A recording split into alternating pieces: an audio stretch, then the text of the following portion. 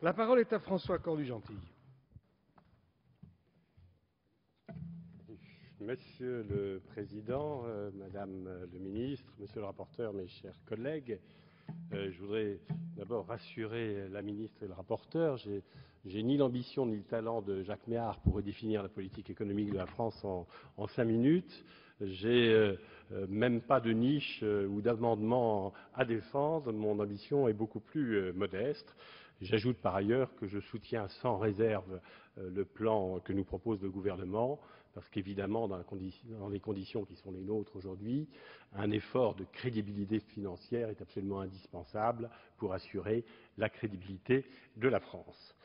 Dans ce contexte particulier, je voudrais simplement attirer l'attention sur la situation particulière de la défense. La défense qui a un point commun avec les finances, de ne pas être un secteur parmi d'autres, parce que c'est certainement un secteur majeur pour la crédibilité globale de notre pays, comme nous l'avons vu récemment en Libye et il y a quelque temps en Côte d'Ivoire. Les 4 années qui viennent de s'écouler ont vu un effort dans ce domaine de la crédibilité de la France tout à fait remarquable, avec notamment tout le travail qui a été fait sur le livre blanc. Le livre blanc, le dernier, il ne s'agissait pas de définir la défense de nos rêves, mais la défense qui correspond à la situation actuelle et la défense qui correspond à nos moyens financiers. Et surtout, l'effort, il s'est inscrit pas seulement par cet effort de réflexion, mais par la traçabilité, par le travail dans la durée.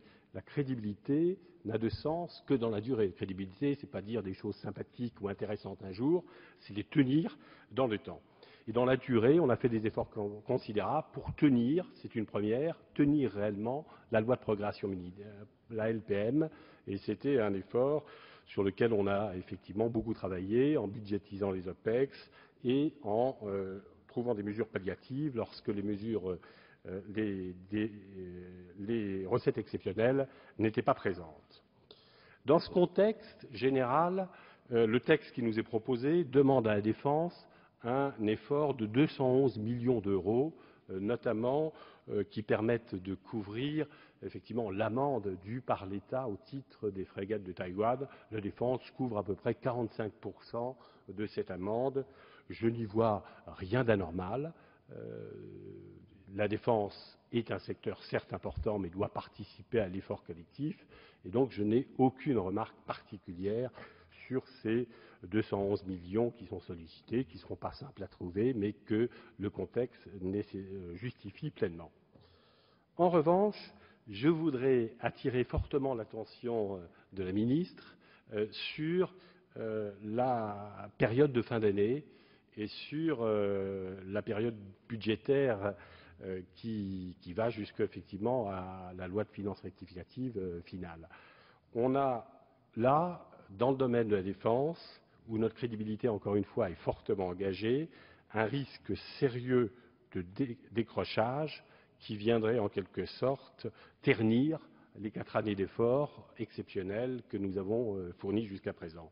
2 points, vous le savez, sont particulièrement à surveiller. D'une part, le financement des OPEX.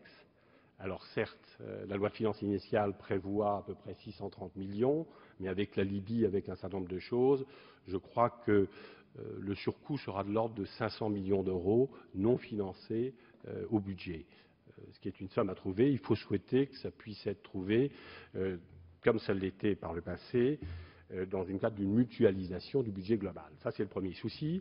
Le second souci, c'est les recettes exceptionnelles. Là, on est aussi sur des sommes qui sont loin des négligeables, qui sont bien au-delà des 210 millions, puisqu'on est autour du milliard, avec environ 200 millions pour les recettes immobilières. D'après mes informations, il n'y a pas trop d'inquiétude là-dessus. En revanche, sur les ventes de fréquences, qui portent sur près de 800 millions, on n'est pas complètement certain d'arriver à pouvoir les boucler. Et là, j'indique, ce n'est pas un effort ponctuel qu'on demande à la défense, c'est un risque de perte de crédibilité si la somme en question, si la somme qui fait défaut s'approche du milliard. En conclusion, j'aurai 3 demandes ou suggestions.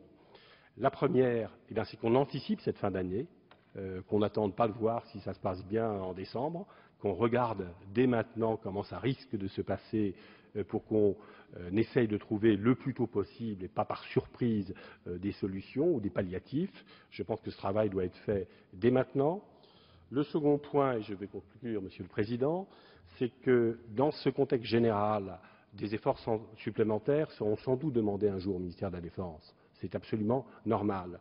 Là, je demande aussi qu'on fasse preuve de méthode, que la période pré-présidentielle ne bloque pas les débats. Je crois qu'il est indispensable que le ministère de la Défense et que le ministère des Finances approfondissent leur dialogue, le fassent devant le Parlement, afin de construire des coupes intelligentes et des coupes qui soient productives et non pas destructives. Ce travail doit être fait. Et le dernier point, je constate effectivement que l'effort financier va être demandé à tous les ministères.